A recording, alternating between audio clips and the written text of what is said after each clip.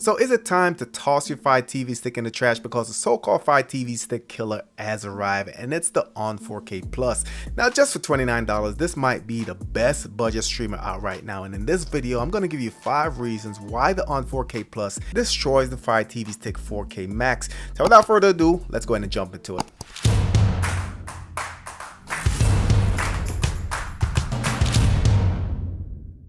Alright, so before we jump into it, just know that I recently reviewed the ON 4K Plus. Also did a side-by-side comparison with the ON 4K Pro, so I'll link both videos where you can go ahead and check them out. Now let's jump right in, and the first reason is going to be the price. Now the price of the ON 4K Plus is $29, and that's almost half the price of the Fire TV Stick 4K Max. Here on Amazon, you can see it is normally $59, but currently they have a sale on it where it's $39, but even at the $39 mark, it's still going to be more than $10 more than the ON 4K Streaming Plus. So what this is going to do is give you the ability to still get a budget device while saving some money and not sacrificing performance. Speaking of performance, reason number 2 is going to be performance. The ON 4K Plus absolutely crushes the Fire TV Stick 4K Max in the benchmark test, guys. I ran benchmark tests on both devices, and here's what I found. So the ON 4K Plus scored a 1574 with overall video and CPU performance. The Fire TV Stick 4K Max only scored at 801. Now this is almost double the performance, and this really shows whether you're playing 4K video or even just launching your applications, going through the menus. You notice that the ON 4K Plus is a lot snappier than Fire TV Stick 4K Max, and the graphics really looks good. Now on a side note, the ON 4K Plus also outperformed the ON 4K Pro. I did go into that in that side-by-side video, so go ahead and check it out. Again, I'll link it in the description. On to reason number 3, and this is my personal preference, but just going over comments that I've received over the years and just some of the polls that I put out. Third reason is Google interface is better than the Fire TV OS. Now the Google TV OS is going to allow you to do more customization. You can rearrange home screen and tailor profiles to each user. Now also with Google TV, you're going to get access to the Google Play Store.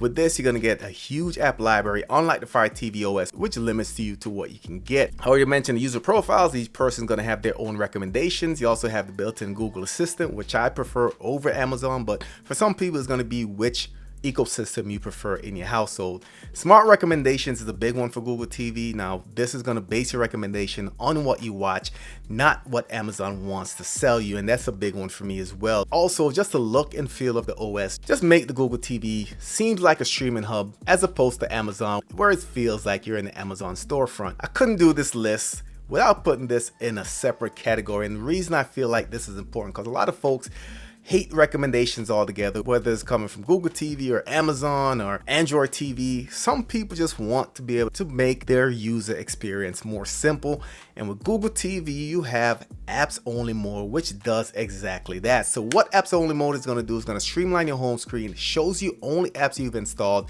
no ads, no suggested content, no clutter. But here's how you enable it. So you're going to go over to your settings, you're going to click on it, you're going to go to your account, profiles, go over to your account again and go over one more time, and now you're going to scroll down and you're going to see an option that says apps only mode. When you turn that on, like I said, all the recommendations are going to disappear and all you're going to see is your applications.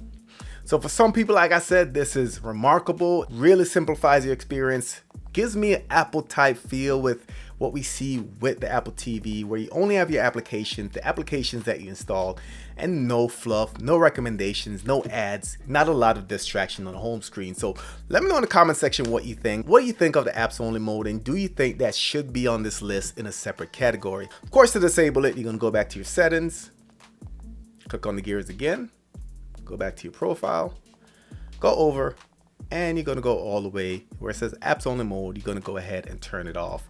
When you go back home, everything should be normal with your recommendations, with your different streaming services and so on and so forth. So that was my 4th reason why this destroys the Amazon Fire Stick.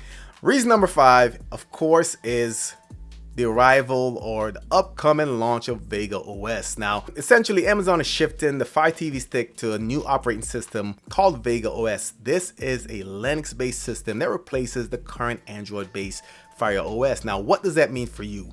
For us, In the streaming world, cord cutters, it means no more sideloading applications. The flexibility that made the Firestick popular may be going away. Now, while current devices may not be affected yet, Amazon's move tells us a lot about where they're heading as a company. So if you're someone who values openness, customization, sideloading, the Fire TV Stick could become a lockdown box, kind of like what we see on Roku as well as Apple TV. So there you have it, guys. 5 reasons why the On 4K Plus destroyed the Fire TV Stick 4K Max here in 2025.